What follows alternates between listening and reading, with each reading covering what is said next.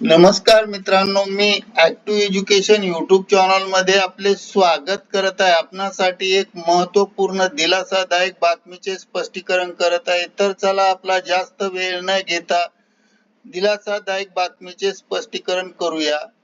मित्रांनो, बातमी आहे 8वा वेतन आयोग बाबत थेट जनतेकडून मागवण्यात आले. हे या 8 प्रश्नावर थेट जनतेची मत नवे अपडेट दिनांक 9 फेब्रुवारी 2026. तर या संदर्भात माहिती पाहूया. नमस्कार मित्रांनो, पुन्हा एकदा आपले हार्दिक स्वागत. आताच्या घडीची मोठी बातमी, 8व्या वेतन आयोगाचे नवे अपडेट जनतेसाठी केली खुली वेबसाईट. जनतेकडून मागवण्यात आले मते त्यांच्या 8व्या वेतन आयोगाच्या संदर्भात मोठे अपडेट. चला तर सविस्तर माहिती पुढील प्रमाणे जाणून घेऊया.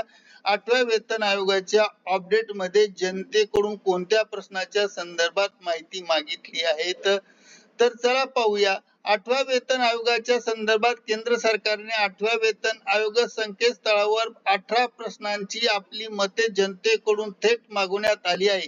हे 18 प्रश्न कोणकोणते आहेत ते पुढील प्रमाणे जाणून घेऊयात.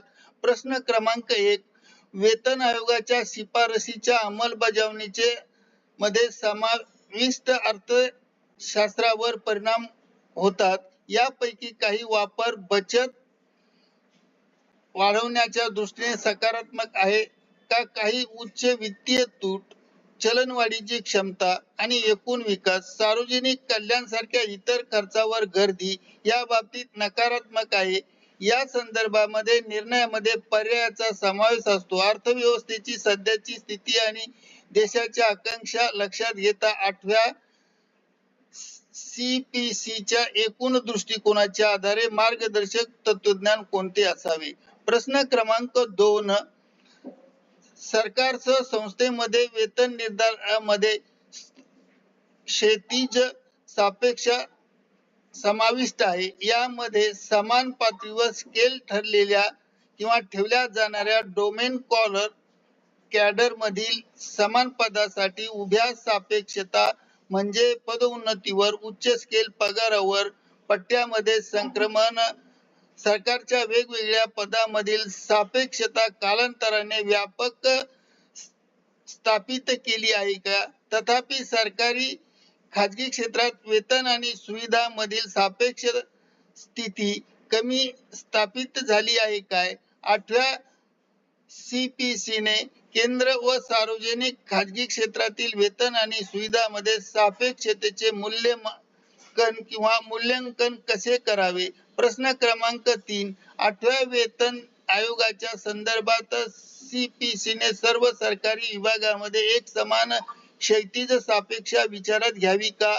या क्षेत्रातील विशिष्ट बेंचमार्किंगचा वापर करावा जेथे सरकारी कार्यांच्या तुलना संबंधित उद्योग समकक्षांशी केला जातो. उदाहरणार्थ, सरकारी अभियंत्यांना मिळणारा मोबदला खाजगी क्षेत्रातील अभियांत्रिकी कंपन्यांच्या तुलनेत, वित्तीय अधिकाऱ्यांच्या तुलनेत, BFSI क्षेत्राच्या तुलनेत, आरोग्य सेवा व्यवसायाच्या तुलनेत, खाजगी आरोग्य सेवांच्या तुलनेत कसा असावा?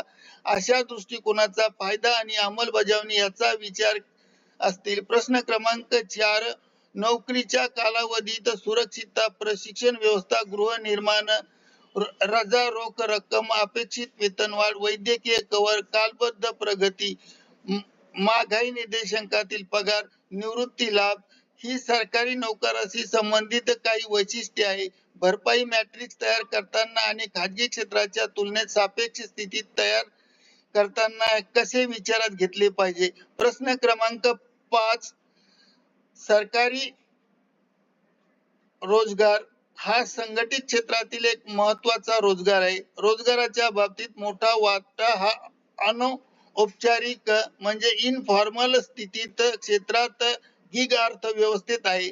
सरकारद्वारे लागू केलेल्या प्रवेश स्तरावरील वेतनमानाच्या अनौपचारिक किंवा गिग क्षेत्रातील भरपाई पद्धतीवर काय प्रभाव पडतो असे तुम्हाला वाटते? प्रश्न क्रमांक 6, सरकारी कर्मचाऱ्यांच्या पगारात सेवेच्या कालावधीत भरपाईचा एक वेगळा घटक असतो. वाढ, सहसा वार्षिक वाढ, राहणीमान, आणि महागाईतील बदलांसाठी तटस्थीकरणाचा एक घटक असतो. महागाई भत्ता ज्येष्ठता गुणवत्तेवर आधारित उच्च जबाबदारीचा एक घटक असतो. त्यामुळे पदोन्नती वरील वेतन श्रेणी व त्या संदर्भात वेतन आयोगाच्या शिफारशीतला फिटमेंट फॅक्टर काय दर्शवितो असे तुम्हाला वाटतो आणि असा फिटमेंट फॅक्टरचा मुख्य उद्देश काय असावा?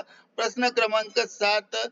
केंद्र सरकारच्या सचिवाचा पगार हा सामान्यतः शिखर असतो आणि शिखर असतो म्हणजेच स्केल सर्वोच्च भाग आहे हे ठरवण्याचे तत्व काय असावे? या पदासाठी परिवर्तनीय वेतन घटक असावा का? प्रश्न क्रमांक 8. सर्व गट सेवेसाठी वेतन श्रेणी कशा निश्चित केल्या जाऊ शकते जेणेकरून आवश्यक दर्जाच्या उमेदवार आकर्षित होतील आणि प्रवेशाच्या वेळी किंवा वर्षाच्या सेवेनंतर वेतन श्रेणी काही आकर्षक असावी का? आर्थिक सावधगिरी बाळगून प्रतिभेच्या महत्वाच्या भूमिकेवर सकारात्मक स्थान सुनिश्चित करण्यात यावात या भिन्नतेचे मार्गदर्शन कोणते असावे? प्रश्न क्रमांक 9. वेगवेगळ्या वेतन श्रेणीच्या संदर्भात वेतनवाढीचे दर वारंवारता कशी निश्चित करावी? सेवेदरम्यानचे ते एक समान असावेत की वेगवेगळ्या समान असावे आणि वेतने कालावधीत असू शकतात? प्रश्न क्रमांक 10 ते 12. वेतन पेन्शन व महागाई भत्ताच्या संदर्भात आपली मते नोंदवावी. प्रश्न क्रमांक 13 ते 18. रेल्वे सीएपीएफ सशस्त्र शास्त्रज्ञ दल बोनस कर्मचाऱ्यांच्या निवडीच्या सुधारणाच्या संदर्भातील आपली मते निवडावे. अशा प्रकारे 1 ते 18 प्रश्न जनतेकडून थेट मागवले असे आणि वेबसाईट खुली आहे. जनतेने आपले मते अवश्य पाठवावे. करिता ऍक्टिव्ह एज्युकेशन युट्यूब चॅनलने हा व्हिडिओ आपल्या माहितीस्तव व्हायरल केला आहे. मित्रांनो, हा व्हिडिओ बघितल्यास या संदर्भात आपले मनापासून आभार. धन्यवाद. Thank you very much.